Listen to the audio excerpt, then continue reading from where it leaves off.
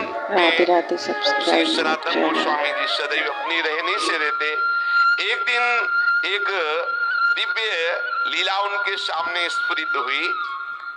महावन में रहस्यमय दृश्य देखा कि कुछ गोप बालक खेल रहे हैं। एक नवतमाल श्याम बालक श्री सनातन जी की ओर देखकर मुस्कुरा रहा है और मंद मंद मुस्कुराते हुए प्रेम भरी तिरछी चितवन से कटाक्ष कर रहा है। सनातन जी आकृष्ट हो गए। वो रूप माधुरी को हृदय लगाने के लिए दौड़ पड़े। जो सामने एक दिव्य लीला स्फुरित हुई, देखा कि बहुत से गोप सखाओं के साथ श्री लालजू महाराज खेल रहे हैं। बहुत ही सुंदर श्यामंग कांति है। मंद मंद मुस्कुराते हुए तिरछी चितवन से श्री सनातन जी की तरफ देख रहे हैं। विवश होकर भाग पड़े उनको हृदय से लगाने के लिए। जो ही नजदीक पहुंचकर हृदय लगाने की चेष्टा की तो अंतर्धान हो गए। आप भाव विभोर होकर विलाप करने लगे, क्रंदन करने लगे, अश्रुपात करने लगे। इतनी शिथिलता हुई कि थोड़ी देर के लिए नींद सी आई, एक झपकी सी आई। तो देखा वही श्यामल गोप बालक जो प्रगट में दिखाई दी थी लीला, वही स्वप्न में देखा। और वो कह रहा है, तुम मुझसे मिलना चाहते हो? मैं मथुरा में श्री परशुराम जी चतुर्वेदी के घर में रह रहा हूं। अब तुम मुझको अपने साथ ले लो। वहां जाओ और वहां से मुझको अपने साथ ले लो। तत्काल ही सनातन जी की वो निद्रा टूटी। आप प्रातः काल होते ही मधुकरी के निमित्त श्री परशुराम जी चौबे के आवास स्थान पर पहुंचे। वहां आपको उस बालक का श्री ठाकुर श्री मदन मोहन के रूप में दर्शन हुआ। जब उस घर में पहुंचे तो सुंदर सिंहासन पे श्री मदन मोहन ठाकुर जी विराजमान थे। जे ही दृष्टि की तो वही बालक जो महावन में गोप सखाओं के साथ खेलते देखा, जो स्वप्न में आदेश देते देखा, वही देखा कि ठाकुर मदन मोहन जी के रूप में वो विराजमान है। ओहो, ये तो ठाकुर मदन मोहन जी हमारे साथ ऐसी लीला कर रहे थे। आप एक टक दर्शन करते हुए आसक्त चित्त हुए। आप वैसे तो एक दिन मधुकरी लाते और ठाकुर जी को अर्पित करके कई दिन तक प्रसाद रूप से उसको पाते, फिर कई दिन बाद मधुकरी को दाते। लेकिन मदन मोहन जी के दर्शन के लोभ से आप प्रतिदिन उसी घर में जाने लगे माधुकरी के लिए। और मदन मोहन जी के दर्शन करते और घंटों खड़े दर्शन करते हुए अश्रुपात करते रहते। एक दिन घर की वृद्धा माता ने देखा कि नेत्र में नेत्र मिलाए हुए ठाकुर के घंटों खड़े हैं, अश्रु प्रवाह हो रहा है। आपकी ऐसी प्रेममयी दशा देख के, बाबा इनको देख रहे हो? बाबा इनको मत देखो, ये सर्वनाश कर देते हैं। बहुत वैसे ठाकुर हैं। उस मैया ने कहा। तो श्री सनातन गोस्वामी ने उस मैया की तरफ देखा, बोले सुनो, मेरा बहुत बड़ा कुटुंब था, खूब घर भरा हुआ था संपत्ति से, जन से, परंतु ये जब से आया हमारे घर में इसने सब नाश कर दिया। मेरा परिवार मिट गया, मेरी सब संपत्ति चली गई, केवल मैं अकेली रह गई। ऐसा ही होता है, अकेला ही रखता है। इसीलिए कल की चर्चा में था, पूज्यपाद श्री रूप गोस्वामी जी कहते हैं कि अगर अपने परिवार से मोह ममता हो तो श्री राधा गोविंद देव जी से आंख मत मिलाना। यदि आंख मिला लिया तो किसी काम के नहीं रहोगे। ठीक ऐसे ही ये श्री मदन मोहन ठाकुर जी की लीला है। उस मैया ने कहा कि सब कुछ नष्ट हो गया जब से आया है, केवल मैं अकेली रह गई हूं। सनातन जी ने वही अश्रु प्रवाह अनुराग से भीनी हुई नेत्र कहा, माता जी तुम इसका परिचय मत दो, मैं जानता हूं मेरी भी यही दशा हो गई है। जब से इसने नजर की तब से सब नाश हो गया। और क्या, राजमंत्री थे, नजर हुई, कहा पहुंचा दिया, एक गुदड़ी करवा और भाव में मगल। ये विनोद है महापुरुषों का। समस्त मलिनता माया की जो हमें घेरे हुए है, जब ठाकुर का कृपा कटाक्ष होता है तो उससे बिलक करके अपनी लीला में प्रवेश दे देते हैं, जो चिदानंदमयी है, जो एक रस लीला है। ये परिवर्तनशील जगत की मोह ममता का नाश एकमात्र इनकी कृपा की ओर से होता है। जब से इनसे प्रीति की तब से मेरा सर्वनाश हो गया, श्री सनातन जी ने कहा। इसलिए नाश का अब तो कोई भय रहा नहीं, कोई बचा ही नहीं तो क्या भय है। मेरे निकट जो भी था अब वर्तमान में कुछ नहीं रह गया है, ये इसी की नजर का चमत्कार है। वृद्धा ने कहा तो भी तुम इसकी तरफ देख रहे हो, देखो तुम्हें पसंद आ गया क्या? बोले तो पहले से ही हम राजी हैं, इसके नेत्रों में पहले ही बिक चुके हैं। तो मैं तो वृद्ध हो चली हूँ और मैं सोच भी रही थी कि अब इसकी सेवा कौन करेगा मेरे बाद, क्योंकि परिवार में तो कोई बचा नहीं। देखो इससे कोई ये मत समझ लेना कि ठाकुर से प्रेम करोगे तो तुम्हारा परिवार नष्ट हो जाएगा, ऐसा नहीं। इसका आंतरिक रहस्य है।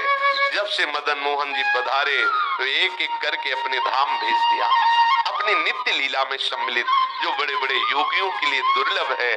ठाकुर मदन मोहन पधारे उस चौबे जी के घर तो सबको अपनी दिव्य लीला में प्रवेश दे दिया। लौकिक धन हटा करके चिदानंद वस्तु प्रदान की। हमारी पार्थिव बुद्धि कहीं ऐसा न सोच बैठे कि ठाकुर से जुड़ने का मतलब है संकट विपत्तियां, ऐसा नहीं। जो प्रभु के चरणों में अपने चित्त को लगा देता है तो बिना अन्य साधन के भी प्रभु उसको स्वीकार कर लेते हैं और अपने दिव्य धाम, दिव्य स्वरूप, दिव्य लीलाओं में प्रवेश दे देते हैं। यहाँ से हटा देते हैं ये जो माइक लीला है, जन्म मृत्यु दुखद भयावह, इससे हटाकर जहाँ कोई भय नहीं, महासुख है, वहां पहुंचा देते हैं। वृद्धा ने कहा बाबा मैं तो वृद्ध हो चली हूँ, था मेरी यही अभिलाषा है, इनको कोई न कोई ले जाएगा ही, मेरे से पूजा सेवा बनेगी नहीं और मैं भी ऊब गई हूं, इससे हमें कोई लाभ प्राप्त हुआ नहीं। क्योंकि वो बाह्य दृष्टि से विनोद में बोल रही कि अब अगर ये लाभ प्राप्त होता तो कम से कम नाती पनाती ही होते, इसकी सेवा कोई नहीं बचा, मैं ही अकेले बची हूँ। और ये ऐसा ही करते हैं। श्री राधा बाबा कहते इनका जलनुआ स्वभाव है, ये दूसरिया नहीं रहने देते। ये प्रेम गलित साकरीता में दो न समाए। अगर तुम पूछो कि तुम्हें लाभ क्या प्राप्त हुआ तो यही प्राप्त हुआ कि सपरिवार कुटुंब सब खत्म हो गया। अब मेरी मृत्यु का समय आ रहा है, कोई न कोई तो इसकी सेवा के लिए चाहिए ही, और मैं किसको सौंपूं? मैं दे भी उसी को सकती हूँ जो इससे प्यार करे। मुझको बड़ा संतोष हुआ तुम्हारे नेत्रों में इसके प्रति प्यार देख करके। आप देखो इसी से पहचानो कितना प्यार करती ठाकुर को। तुम्हारे नेत्रों में अपने ठाकुर के प्रति प्यार देख करके मुझे संतोष हुआ कि तुम सेवा करोगे। देखो अपने नेत्रों से मैं इन्हें ओझल नहीं होने देना चाहती, परंतु बाबा अब मेरा शरीर बूढ़ा हो गया है, अब मेरे से सेवा का ये कार्य हो नहीं सकता और बिना सेवा के ठीक नहीं है, इसलिए इनको तुम ले जाओ। श्री सनातन गोस्वामी जी ने कहा मैया यदि ऐसी बात है तो तुम इन्हें मुझे दे दो, मैं इन्हें अपने संग ले जाऊं। वृद्ध माता ने कहा बाबा इन्होंने जब मेरा ही सर्वनाश कर दिया तो मुझे डर है कि कहीं कुछ और आपके साथ ना हो जाए। बाबा ने कहा कि मैया हानि वाला कुछ रह ही नहीं गया है हमारे पास, जिससे हानि होगी वो कुछ रह ही नहीं गया है, क्योंकि इन्होंने मेरा तो पहले ही सर्वस्व छीन लिया है। अब एक शरीर में लंगोटी है, ये गुदड़ी है, ये करवा है, जब चाहे तब छीन ले, इसका मुझे कोई भय नहीं है। बाबा श्री सनातन गोस्वामी जी श्री ठाकुर मदन मोहन जी को अनन्य भाव से, वो तो अंदर का जो प्रेम है उसी को देख करके तो ठाकुर ने आकर्षण किया है। वृद्धा माता जी अश्रु प्रवाहित होकर के ठाकुर जी को हृदय से बार बार लगा करके श्री सनातन गोस्वामी जी को दी। सनातन गोस्वामी अत्यंत प्रसन्न होकर मानो महानिधि है भी महानिधि, अब जिनको ऐसे ठाकुर लाडले प्राप्त हुए हो सोचो उनको कितना सुख। सनातन जी बहुत प्रसन्न मुद्रा में ठाकुर जी को हृदय से लगाकर श्री धाम वृंदावन में ले आए और आदित्य टीला में श्री ठाकुर जी महाराज को विराजमान, ये जो लाल पत्थर का मंदिर है टीले पे, इसे आदित्य टीला कहते हैं। उनकी पर्णकुटी वही थी, वही ठाकुर जी को विराजमान किया। सनातन जी की दिनचर्या में उदर पोषण के लिए माधुकरी वृत्ति ही थी। एक दिन ले आते, कई दिन प्रयोग करते, परंतु अब कुटिया में ठाकुर जी पधारे। अब श्री सनातन जी श्री ठाकुर जी के भोग के लिए आटा मांग के लाते और उपला बीन लेते और उसी आटे का गोला बनाकर उपला में पका लेते और ठाकुर जी को अर्पित करते और वही प्रसाद पाते। वैसे तो कई कई दिन तक माधुकरी का भोग लगा के पाते, लेकिन जब से ठाकुर मदन मोहन आए तो रोज आटा लाते और उसी का बाटी बनाकर ठाकुर को अर्पित करते। ठाकुर जी को जब भोग अर्पित करते तो ठाकुर जी मुंह बनाते, क्योंकि चौबे जी के यहाँ मलाई रबड़ी पाले वाले प्रसिद्ध है, मथुरा के चौबे, वहां तो खूब सुंदर राजभोग चलता रहता है। आज भी है, शाम के भांग छानेंगे फिर उनका प्रसाद देखो शाम वाला। उनके लीवर की अलग से रचना है, वो मतलब सबके पचले की बात ले, वो अलग होता है, भगवान बना के भेजते हैं वैसा। हमने तो सुना है, देखा तो है नहीं कि 2-2.5 किलो रबड़ी कोई ज्यादा नहीं है, ऐसा सुना है कि ऐसे है। हाँ, ऐसा सुना है कि वो जब भांग छली होती ना 2-2.5 किलो ऐसा हमने सुना। तो ठाकुर जी रबड़ी छानने वाले अभी यहाँ सूखी बाटी, उसमें नमक भी नहीं, अब कुछ कह नहीं सकते, लेकिन मुंह बुलाते ठाकुर जी जो ही ऐसे बाटी रखते। ठाकुर एक दिन हिम्मत करके ठाकुर जी देख लो ये प्रेम का बल, जैसे कोई बच्चा डरता है ना बड़ों से, ऐसे ठाकुर जी डरते थे श्री सनातन गोस्वामी से। थोड़ा डरते हुए कहा, बाबा ये सूखी बाटी गले से उतरती नहीं है, आप ये जली जली बाटी हमको भोग लगाते हो, हमारा उधर भी काम नहीं कर रहा हो, गले से सरकती नहीं है। अरे इतना नमक तो डाल दिया कर, इतना नमक डाल दिया कर। श्री मदन मोहन जी के मुख से सुनकर के सनातन जी मुस्कुराए और बोले, देखो हमें महाप्रभु ने आदेश किया है कि वृंदावन वैराग्य से रहना। अब मैं समझ गया कि आप मुझे फिर फंसाना चाहते हो, चटोरा स्वभाव है आपका, वैसे ही बाल्यपन से चटोरा स्वभाव। कभी यशोदा मैया के द्वारा दिए हुए माखन से तृप्त नहीं होते थे, जब तक 10-20 घरों से गोपियों के यहाँ जाकर के बाल लीला करके 10-20 घरों से नहीं पाते।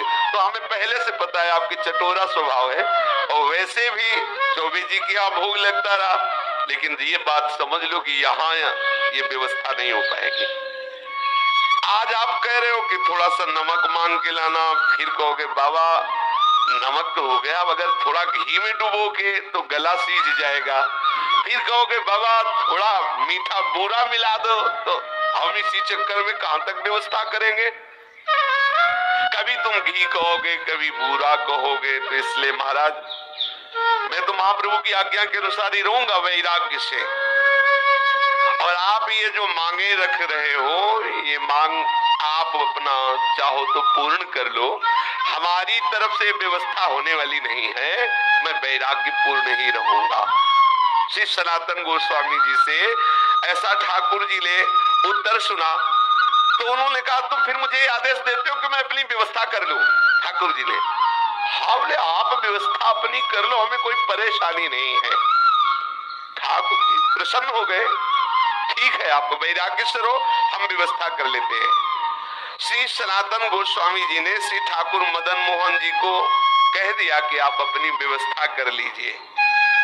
तो उसी समय मुल्तान देशवासी कोई रामदास जी नाम के जो कपूर परिवार के विशाल नौका में विविध रत्नों और सैंधव नमक, काबुल के मेवा इत्यादि भरी हुई, वैसे पहले यमुना जी से ही व्यापार आदि के लिए नौका यात्रा के द्वारा आना जाना होता था। तो वो आगरा जा रहे थे, जिसमें मेवा भरी हुई थी, सेंधा नमक भी था और विविध प्रकार के रत्न भी थे। बहुत बड़ी नौका थी, जिसे नरवाहन जी के चरित्र में आता कि 600 सैनिक तो उस जैनी की नौका की व्यवस्था में थे और बहुत सा वो व्यापार की सामग्री लिए, तो मतलब कोई ऐसी नौका नहीं कि 10-5 लोग बैठे हों, ऐसे नहीं, विशाल नौकाएं और उसमें संपत्ति। जब ठाकुर जी से कहा आप अपनी व्यवस्था कर लो, तो यही नीचे ही यमुना जी बहती थी जहां से आज परिक्रमा मार गए, क्योंकि यमुना जी के समीप ही आदित्य टीला, वो आज भी जो लाल पत्थर का मंदिर, तो जो परिक्रमा मार गए यमुना प्रवाह उस समय, क्योंकि ऐसा प्रसंग आता है कि वहां से घड़ा लेकर के सीधे यमुना जी में कूदा चोर, ऐसी कथा आती है। तो मतलब समीप ही यमुना जी थी, वहां ही आके नौका रुक गई। अब बहुत प्रयास किया, नौका वहां से चली ही नहीं। अब अनेक प्रयास करने पर जब हार गया, चलने की बात क्या, नौका हिली डुली भी नहीं, क्योंकि ठाकुर जी जजमान पटाना चाहते हैं। अब श्री रामदास जी कपूर परेशान हो गए, तो ठाकुर जी ही एक गोप वेश बालक का धारण करके गए और कहा, सुन, ये नौका ऐसे नहीं निकलेगी, अगर तुझे नौका निकालना है तो देखो वो संत भगवान बैठे उस वृक्ष के नीचे, सनातन गोस्वामी जी के लिए कहा, वहां जा दंडवत कर, कुछ मनौती मांग तो नौका निकल जाएगी, हम तुमको पक्की सलाह देते हैं। और और ये कौन बालक, वही है ठाकुर जी पटार है, नाव रोका और भेज रहे हैं, पर बिना सनातन जी के। ये देखो इनका दुलार देखो, ठाकुर कितना अपने जनों को प्यार करते हैं। वैसे ये सबके साहब हैं, लेकिन जो इनकी दास्ता स्वीकार कर लेता है वो ठाकुर अपना साहब उसे बना लेता है। कैसा करुणामय है। नरसिंह मेहता जी के लिए देखो अपने को सेवक कहा, जब कभी आदेश हो स्वामी निसंकोच होकर आदेश करना, ये सेवक सदैव आपकी सेवा में तत्पर है। श्री द्वारिकाधीश जी ने ऐसा नरसिंह जी के लिए कहा। सबका साहब अपने सेवकों का सेवक बन जाता है, अपने सेवकों को साहब बना लेता है। जाकर के सनातन जी की शरण में उनसे अनुनय विनय करो, तुम्हारी नाव निकल जाएगी।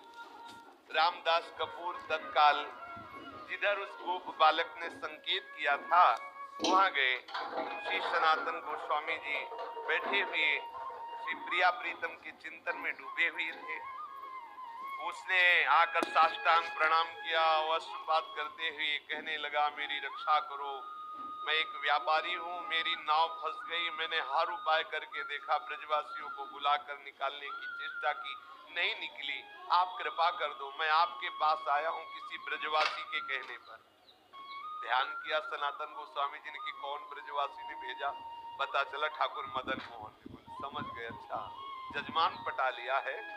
श्री रामदास जी ने जब सनातन जी से ऐसा कहा तो सनातन गोस्वामी जी ने कहा कि भैया वो बैठे पर्ण कुटी में, वो जो बैठे ना, आप जाओ उनके सामने कुछ मनौती मानो, जाके उनके सामने मनौती मानोगे तो नाव निकल जाएगी, क्योंकि जान गए कि ठाकुर जी ने ऐसी लीला की।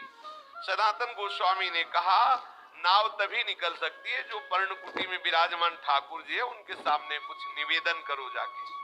श्री रामदास जी ठाकुर जी मदन मोहन के सामने गए, देखते ही आसक्त हो गए। इतना सुंदर रूप ठाकुर श्री मदन मोहन जी का, और जैसे कोई संकल्प करवा रहा हो, वो कोई चेष्टा नहीं करे, अंदर से आया नौका निकल जाए तो जितने रत्न जितने मेवा में ये सब बिकने के बाद इससे मंदिर बनवा देंगे और आपके भोग राग की व्यवस्था कर देंगे।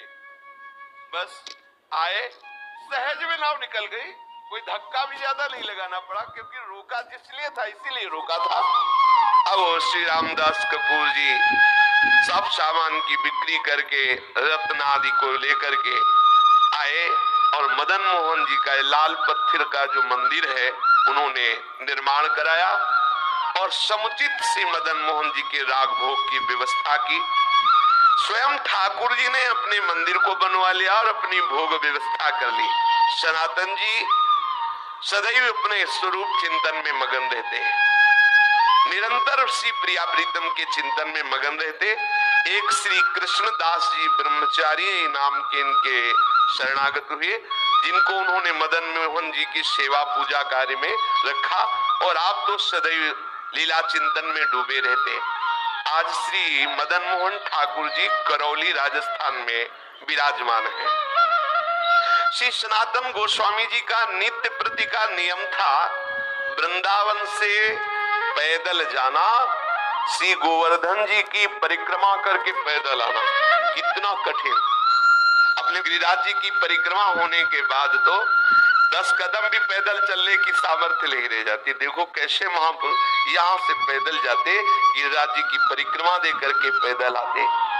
श्री ठाकुर जी ने जब देखा कि इनका शरीर बहुत वृद्ध हो गया है, फिर भी इनका नियम दृढ़ है, तो कहा कि अब आप मत आया करो, आपका शरीर वृद्ध हो गया है।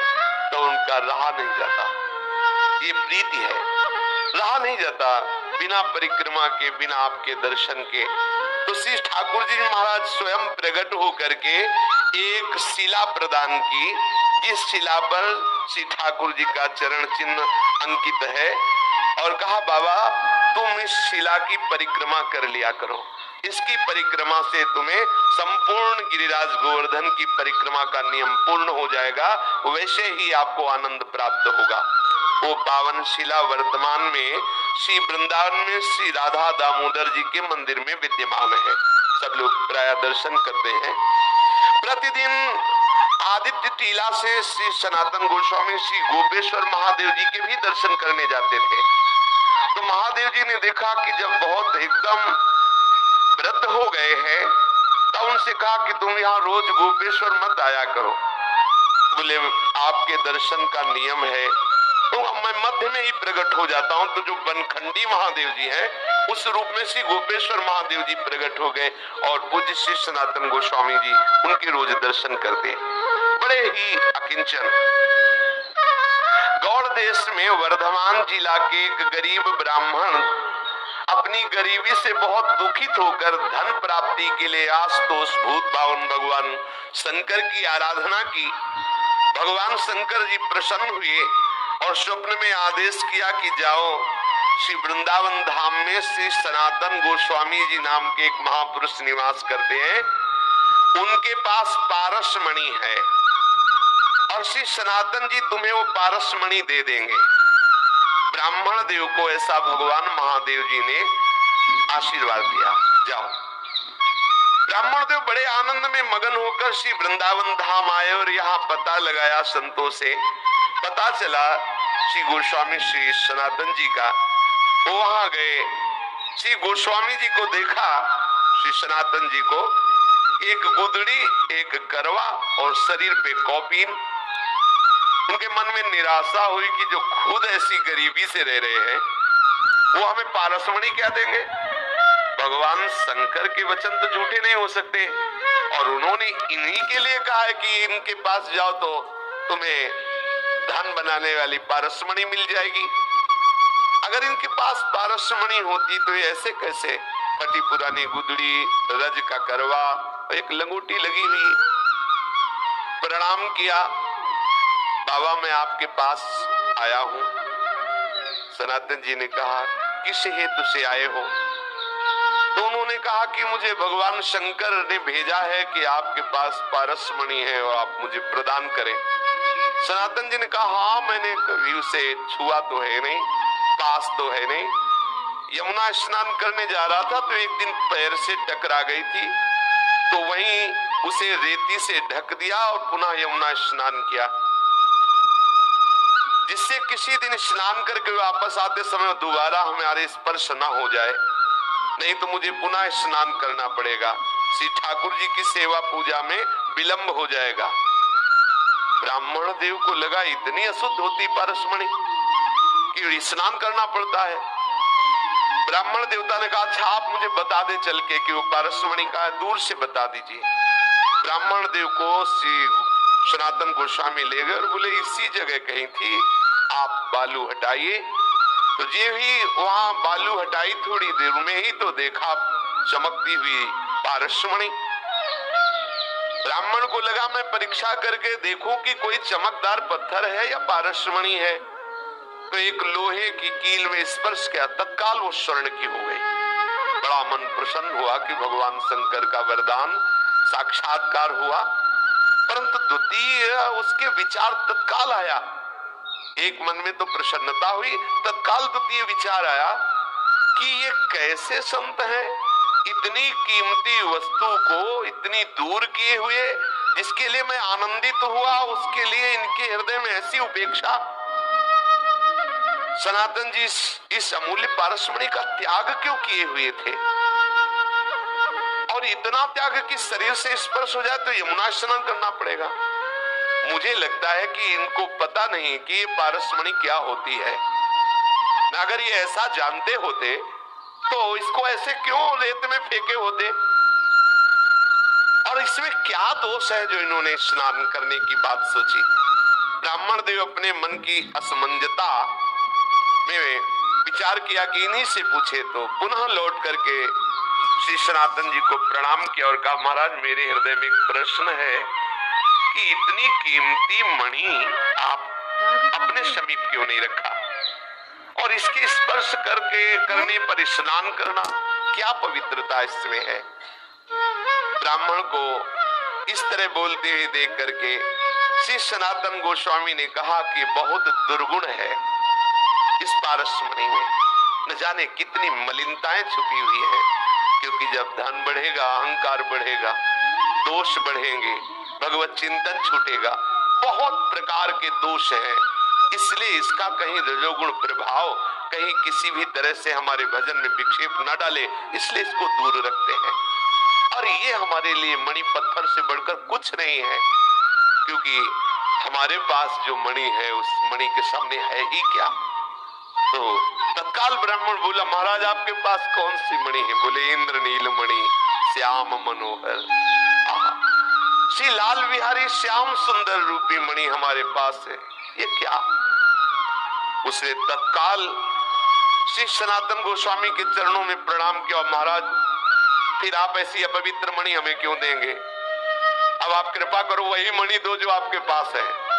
तो उन्होंने कहा कि इसे फेंको यमुना जी में और यमुना स्नान करके आओ, तुम अधिकारी हो, क्योंकि भगवान आशुतोष शिव की कृपा तुम्हारे ऊपर हुई। तुम्हें पारसमणि लेने के लिए नहीं भेजा, वो हमारे पास भेजा इसी इंद्रनील मणि श्याम मनोहर के लिए ही है। पर तुम्हें विश्वास हो जाए और तुम्हारी समझ में आ जाए कि पारसमणि को भी त्यागने की सामर्थ्य श्री श्याम सुंदर के चरण अनुरागियों में होती, इसलिए लीला कराई। जाओ स्नान करके आओ, इसे यमुना में फेंक दो। पारसमणि को फेंक दिया, स्नान करके आए।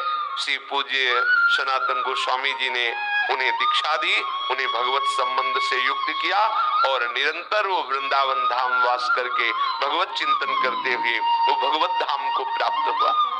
विक्रम संवत 1615 सप्त गोस्वामी ग्रंथ के आधार पर विक्रम संवत 1611 आषाढ़ पूर्णिमा के दिन प्रातः काल श्री सनातन गोस्वामी पाद जी ने नित्य निकुंज